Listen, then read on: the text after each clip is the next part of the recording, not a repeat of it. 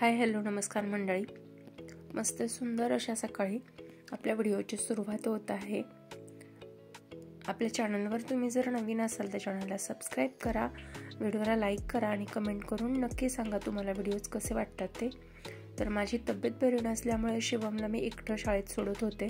त्याला एकटं खरं तर जायचं नव्हतं, त्याला रडायला येत होतं, पण विकनेस होता जरा आणि बरं नव्हतं त्यामुळे त्याला एकटं सोडत होते.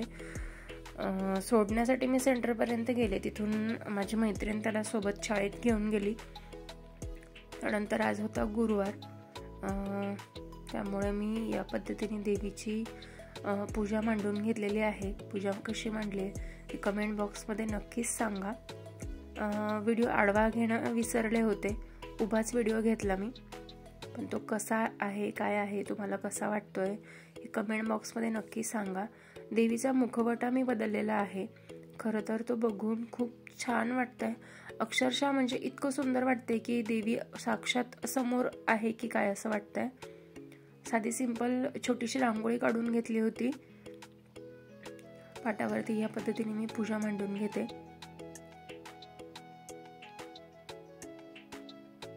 आणि ह्या रील्स तुम्हाला स्नेहा संदीप या ऑफिशियल पेजवरती, इंस्टाग्रामच्या पेजवरती बघायला मिळतील. तिथे सुद्धा तुम्ही आवर्जून नक्की बघू शकता.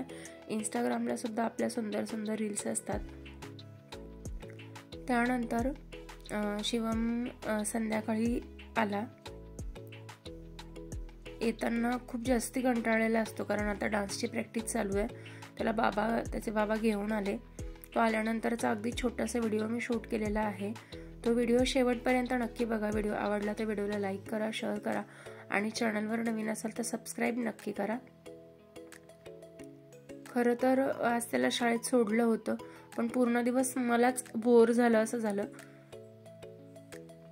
आराम करायचा होता, पण सतत डोक्यात तेच विचार की हा काय करत असेल म्हणून.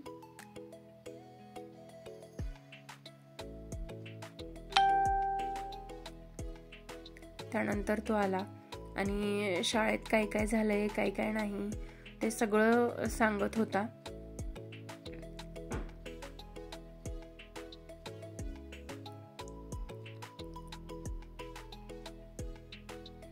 खरं तर मलाही त्याच्यासोबत शाळेत जाण्याची सवय झालेली आहे, त्यामुळे त्याला एकटं सोडलं की मलाच म्हणजे तो ज्या दिवशी गेला ना त्या दिवशी अक्षरशः मला रडायला आलं की मी असं कसं करू शकते की त्याला गरज असते माझी आणि मी त्याला सोडते शाळेत एकटं म्हणून.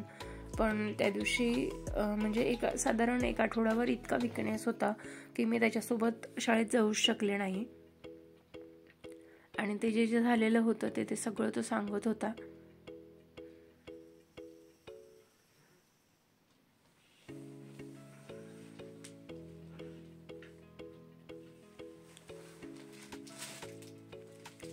त्यानंतर मला परत संध्याकाळी सलाईन लावण्यासाठी जायचं होतं, तर गेले. सलाईन लावून झाली, पण त्यावेळेस खरं तर मी शिवमच्या बाबांना ती गोष्ट बोलून नाही दाखवली,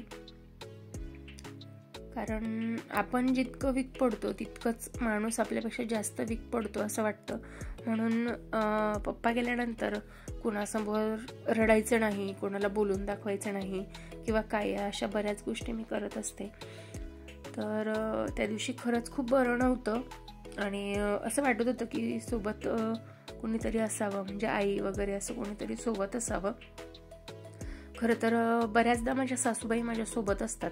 म्हणजे अक्षरशः मला ताप असेल, हातपाय खूप दुखत असतील तर त्या स्वतः म्हणजे नाही सुनेचे हातपाय नाही कोणी दाबत, पण माझ्या सासूबाई ते सुद्धा माझ्यासाठी करतात.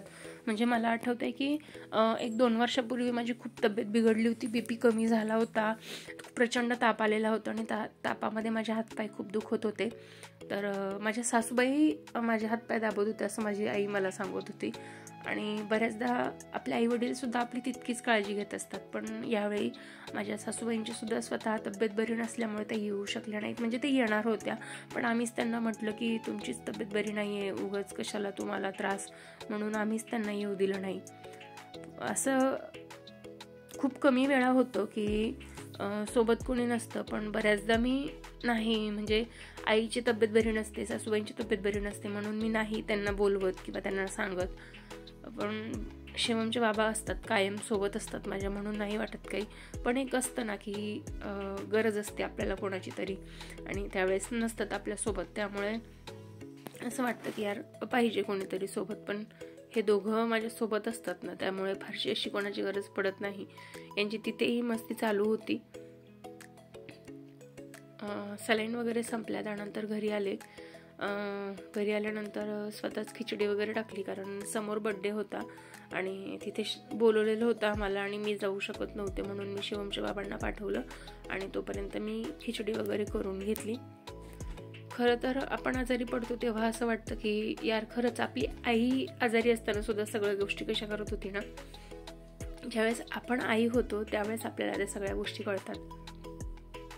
तर आजचा दिवस